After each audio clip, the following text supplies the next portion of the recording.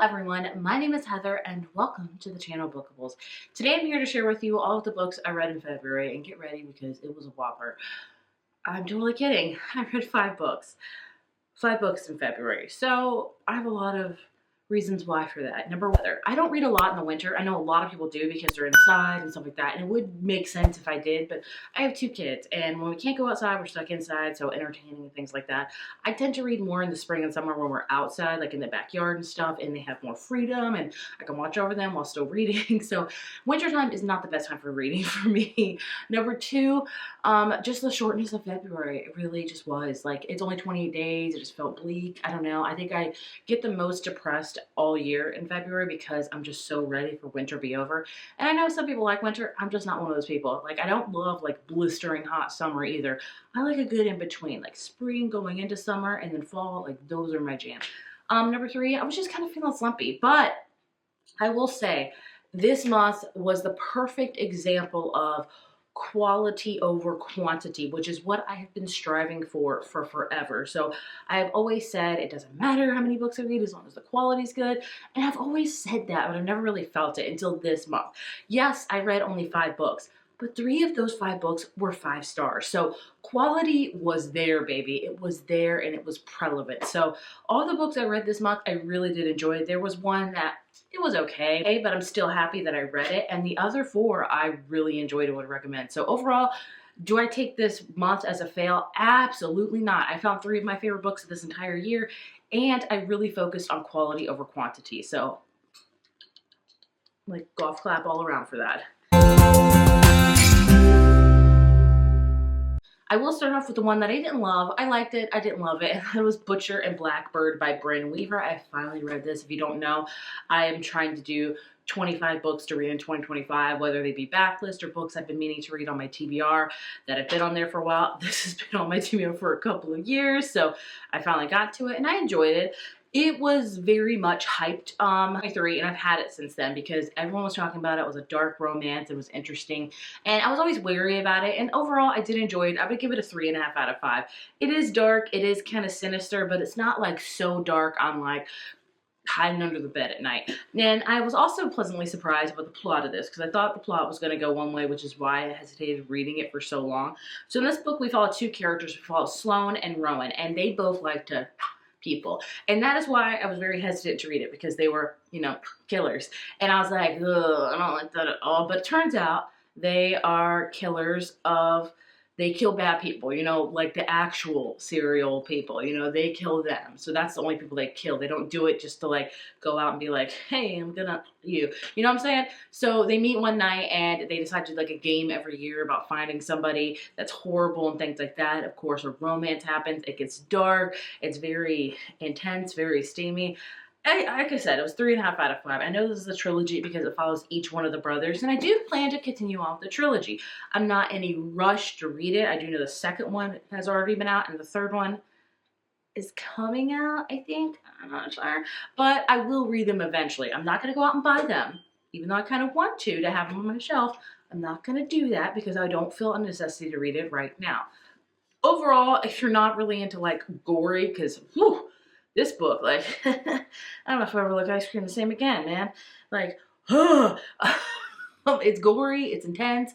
You know, I can understand why you would want to skip it. But overall, I'm glad I read it, and I'm glad I knocked one off my list. Next up, we have Out of the Woods by Hannah Boehm Young. This is her companion novel to her very popular book, Out on the Limb, which I read a couple years ago, and I really enjoyed it. This was almost a 5-star for me, but it just wasn't fully there because I just didn't like love it. Like, it wasn't an obsession, if you will, but I gave it a 4.5 out of 5. I really enjoyed it. So this follows a character named Sarah who has been married to her high school sweetheart Caleb for like 16 years. They, you know, love each other and things like that, but she's feeling kind of a rut in her life. She doesn't know what to do. She doesn't know who she is quite, and their marriage is kind of suffering because of this. So she decides, hey, let's go on this week-long marriage retreat where it's like out in the wilderness hiking, which is the perfect time to read this book in spring because it just makes you want to feel so spring.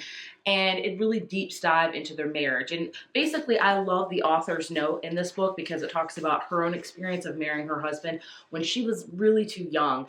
And she knew always he's going to be her soulmate, and it wouldn't matter what age she married him. She would have married him. But it basically says, This is a love letter to all of us who met their soulmate before they had a chance to fully meet themselves.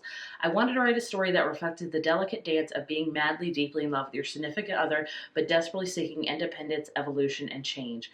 It's also for all of us following a traumatic event, felt frozen in time. So Sneera's gone through a lot. She's really close to her mother, and her mother passed away, which is why they got married so young, so her mother could witness it.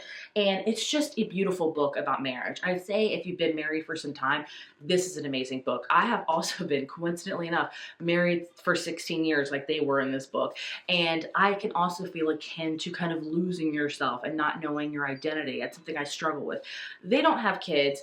They don't want kids. I respect that. I have kids, and I find my identity lost weekly. And mom, like, I sometimes forget my name is Heather, because I don't talk to anybody. My identity gets lost in taking care of other people, that it's hard to even look like that I'm a person, So I loved this. There were so many quotes I should have quoted, but there's one where she says, like, he's worried that he's going to lose her because she wants to seek independence and things like that. And she's like, look, no matter where I plant my flower, because, flowers, I will always plant it next to you. And I was like, yes, this is it. Like a marriage, you can be one, but you are also separate people. And I love that so much. So 4.5 out of 5. If you've been married, highly, highly recommend. Going into the 5 stars. I don't know if I have a particular favorite from this month, but I'm just going to talk about them as I pick them up. First up is First Time Caller by B.K. Borison. I love this book. This is a love letter to Nora Ephron, and I am a Nora Ephron fan. I love my favorite rom-coms of all time are You've Got Mail and When Harry Met Sally. Harry Met Sally is my favorite, but this is a love letter to Sleepless in Seattle. It's one of my least favorites because it's just sad, but it's still just so beautiful. So this book follows 2 characters, Aiden and Lucy. And Aiden Valentine is a host of a radio show that offers love advice, only he is not good at it. He does not really believe in love. And then he gets a call one day from this 12-year-old girl that's like, my mom deserves love. I want her to have love. And the mom overhears and she's like, what the heck? I thought, I was good. And, eventually somehow she comes on to the show because they're trying to find her love. And you can clearly guess where the plot is going.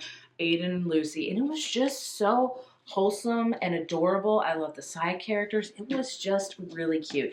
This doesn't have the best reviews on it, I'll say. Like, a lot of people like it, but I don't know why. I just fell in love with it. I really loved the love story. I loved seeing co-parenting at its finest because Lucy and her daughter's father are not together now, but they're still best friends, and he would do anything for her and she would do anything for him. And I love that so much. And I just fell in love with it. I just, sometimes you just read a book and you're just like, I love this. I can't 100% explain it, but I just do. And that's what this book is for me. So I give it a 5 out of 5. I adored it. And the cover is just so pastel and cute and adorable. I liked it. Next up is a book that I was not expecting to give 5 stars at all, but here we are. And that is Deep End by Ali Hazelwood. This is a book in her kind of new series or thing she's going well, where it's more kind of adult. You know what I'm saying? You know what I'm saying? And I didn't read the first one because I didn't read good reviews on it, and it just didn't seem like my style. But I decided to check out Deep End, and man, I'm glad I did because I ate this junk up. So this is about a character named Scarlett who is a professional diver. She goes to college at Stanford University, and a couple years ago she had a really bad diving accident that has kind of given her a mental block with doing a particular dive. You get to learn a lot about diving in this. And so, she's just kind of going through that. She's going to therapy. She also had a very traumatic childhood. And then she kind of confides in her coach, Penelope, and Penelope's got her own stuff going on. She is breaking up with her long time swimmer boyfriend. He's a professional swimmer, won like multiple gold medals, Lucas. And, Penelope gets kind of wasted one night. She's like, we're not compatible. We're not compatible in any sort of way, especially in a particular room. Like, you know what I'm saying? You know what I'm saying?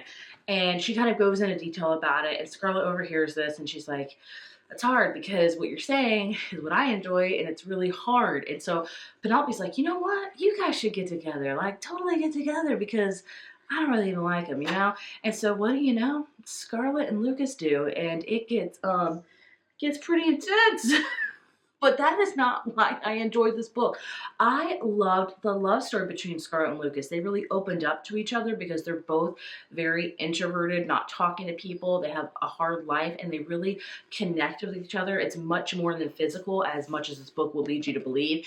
It's much more intimate. Like, they really opened up to one another, just in every single way. And I, for some reason, loved it. I wanted more of it. If this book went on 100 more pages, I would be like, yes, amazing. So 5 out of 5. I am very surprised that I loved it as much as I did, but I think the reason why is because she wrote these fully fleshed characters that have a lot of flaws and a lot of trauma, and she made them communicate and talk, and it was just very beautiful. And at the end, you do have that kind of big, like, third act kind of breakup, or like, big confrontation, and that was intense, but it's like kind of a college romance, so I could expect it. But overall, I loved it. But I enjoyed it. Like, I just, to show you can't always, expect things in a book. Sometimes they can surprise you, shock you, all of the many things. 5 out of 5. I could definitely see how this could not be for everyone, though. And if you're wondering about like the steamy times in the book, it's not too intense with the particular thing. If you know what I'm saying, you know what I'm saying. Like, it's not like one other particular book. That's all I want to say about this. That's all I want to say about this. And the last book I want to talk about is The Women by Kristen Hanna. I finally read this. Of course, I gave it a 5 out of 5. I love Kristen Hanna books. As far as my favorites go, The Nightingale's still my number 1. Right below that is The Great Alone. Then I would put this one, and then I would put Firefly Lane.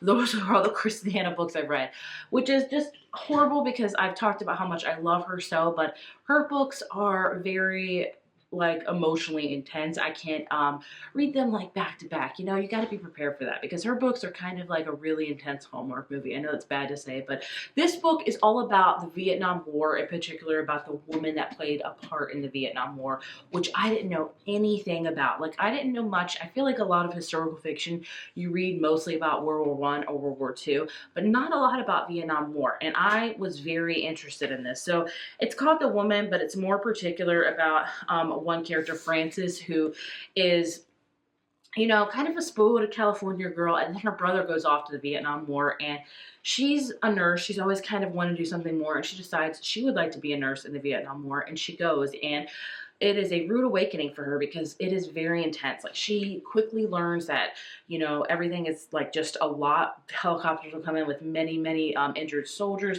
She would be in the surgical room. She would have to close up a patient even though she never knew how to. There would be bombs that would go off around them where they had to protect. They would go to villages to help local villagers. And she did a lot. She really saved a lot of people's lives. And if you don't know, the Vietnam War was kind of the time in U.S. where they were doing the make peace, not war, make love, not war type of thing. And, so this book is long, but not even half of it is her in Vietnam. The majority of it is when she gets home and the experiences of when she gets home from the Vietnam War. And she comes home to a country that literally hates her. Like, they were spitting on her when she got off the plane. Can you imagine that? Can you imagine that? Like, that's the whole thing, man. You can, like, not like a war, but you can respect people that are out there. Like, she was saving lives, literally, so, ugh. So she just comes back and everyone hates her, and they also do not, like, nobody, talked about women in Vietnam. Like, she had severe PTSD, which is understandable. Like, fireworks would go off and she would duck and have a panic attack because she thought it was a bomb, because that's what she knew for like 2 years of her life. And so she would go to the I forget the certain VA, and she'd be like, I'm a veteran and I really need some help. And they're like, women weren't in Vietnam. No, that never happened. And she's like, I was freaking there. And it's all about that and her life after that, and how she connected with 2 other nurses there that became her best friends and her sisters, also falling in love a couple times in this. And it was sad. It had joyful moments and it taught me a lot. So I loved it. 5 out of 5. But I do think it drug on a little bit. But Kristen Hanna just can do no wrong in my eyes. She can really put you there in that that particular setting. She can make you really feel for characters. The setting is just vividry and just amazing. So, I mean, I would recommend this. I think it's really worth the read to learn more about women's role in the Vietnam War. And she does her homework. She doesn't just write it down. She does her homework. So, would definitely recommend. So there you have the 5 books that I read this month. But you know what? Again, quality over quantity. 3 of these will be for sure making my favorites list at the end of the year. And I call that a win, my friends. I certainly do. Thank you so much for watching, and I will see you in my next video.